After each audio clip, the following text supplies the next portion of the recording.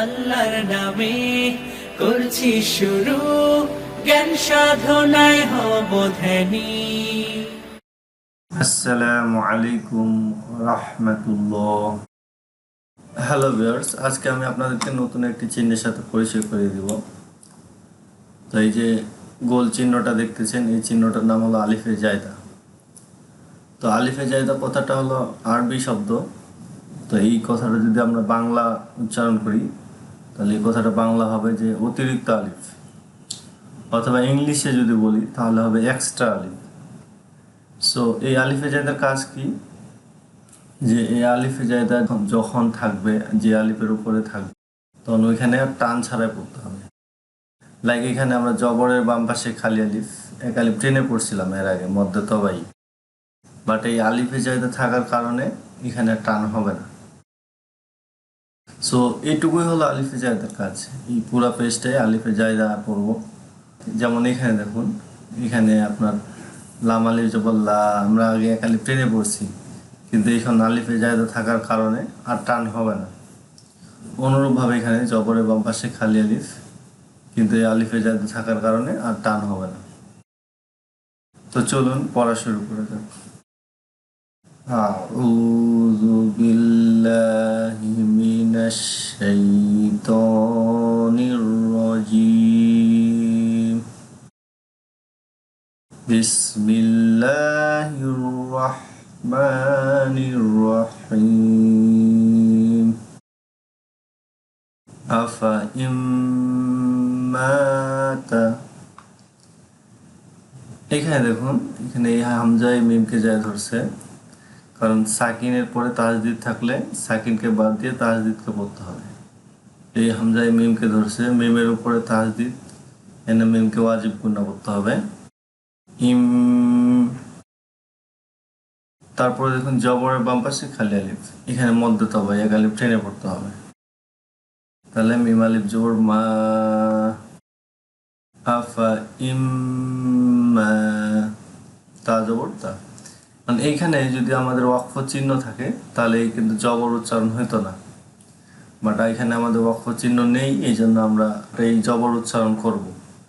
এবং এখানে জের আছে, জের উচ্চারণ করব। তারপরে চলুন পড়ি। লা ইলাল্লাহি, এখানে কিন্তু আর টান হচ্ছে না আলিফে জায়দা থাকার কারণে। লা ইলাল্লাহি, এখানে আল্লাহ নামের পূর্বে জবর পাওয়া গেছে, এই জন্য এখানে লামকে ল পড়তে হবে, বা এখানে লামকে মোটা করে পড়তে হবে। তারপরে দেখুন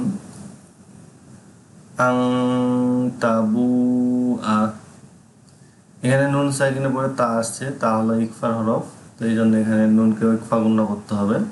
আর এখানে পেশের বাম পাশে যজমালা ও মধ্যে তবাই এক আলিফ টেনে পড়তে হবে। এখানে দেখুন, এখানে সাকিনের পরে তাজদিদ আসছে, সাকিনকে বাদ দিয়ে তাজদিদকে পড়তে হবে।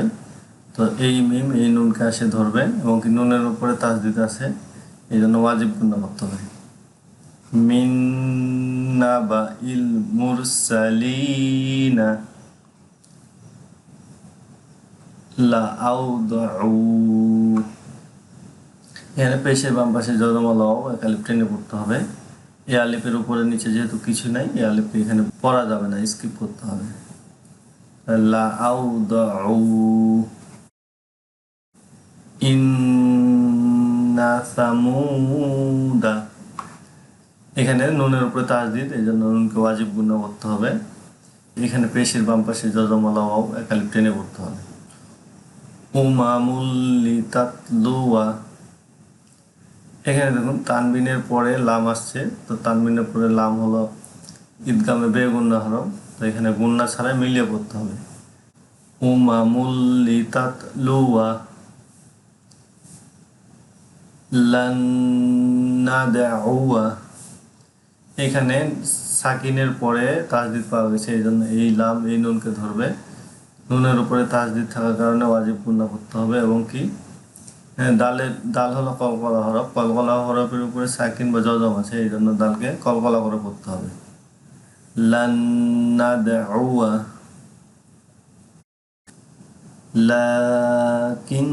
লাকিন্নাহু আল্লাহ এখানে আল্লাহ নামের পূর্বে জবর পাওয়া গেছে, এই জন্য এখানে লামকে ল করতে হবে। আফা ইম মিত্তা, অনুরূপভাবে এখানে আলিফে জায়দা থাকার কারণে টান হবে না। তারপরে এই হামজা এই মিমকে জায়দা ধরবে, মিমের উপরে তাসদিদ আছে, মিমকে ওয়াজিব গুন্না করতে হবে। ইম মিত্তা সামুদা ওয়া আসহাবা লাআযবাহান্নাহু,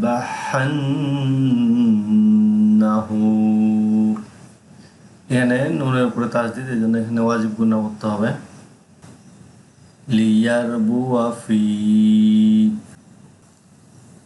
লা ইলাল জাহিমি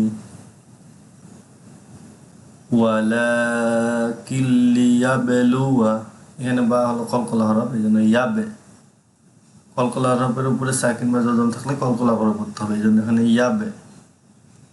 ওয়ালাকিন লিয়াবলুয়া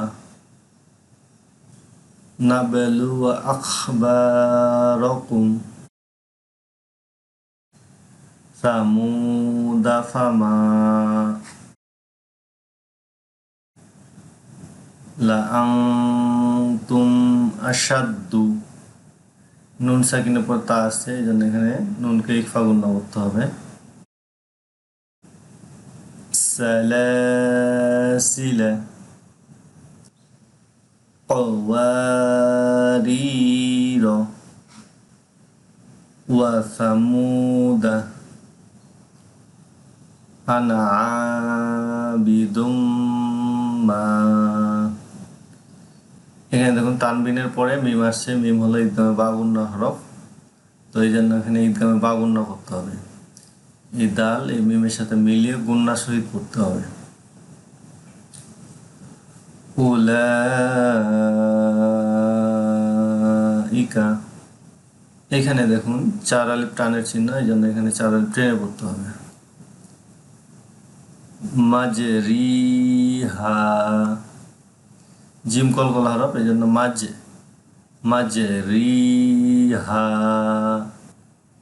ইয়াবেসুতু, এখানে বা কলকলা হরফ, এই জন্য এখানে বাকে কলকলা করে পড়তে হবে। বাসতাতাং ফিল ইলমি, তানবিনের পরে ফা আসছে, এই জন্য এখানে ইকফা গুন্না করতে হবে। বাসতাতাং ফিল ইলমি হুমুল মুসাইতিরুনা বিমুসাইতিরিন। আলহামদুলিল্লাহ, প্রিয় শিক্ষার্থী ভাই বোনেরা, এভাবে আপনারা একাধিকবার বুঝে বুঝে পড়ার চেষ্টা করবেন এবং পড়বেন। যদি তারপরও আপনাদের বুঝতে কোথাও সমস্যা হয় তাহলে অবশ্যই আপনারা কমেন্ট করে কমেন্ট বক্সে জানিয়ে দিবেন। আমি যথাযথ সময়ে আপনাদের কমেন্টে রিপ্লাই দেওয়ার চেষ্টা করবো ইনশাআল্লাহ। আর আপনাদের মধ্যে কেউ যদি আমার কাছে সরাসরি পড়তে চান তাহলে অবশ্যই ডিসপ্লে দেওয়া নাম্বারে আমার সাথে যোগাযোগ করবেন। আর আমার জন্য সকলে দোয়া করবেন, আমি যাতে আপনাদের জন্য আরও ভালো ভালো দিনের কাজ করে যেতে পারি। তো আপনাদের সকলের প্রতি দোয়া ও ভালোবাসা রইল। আল্লাহ পাক আপনাদের সকলকে দ্রুত করুন শেখার ও বোঝার তৌফিক দান করুন।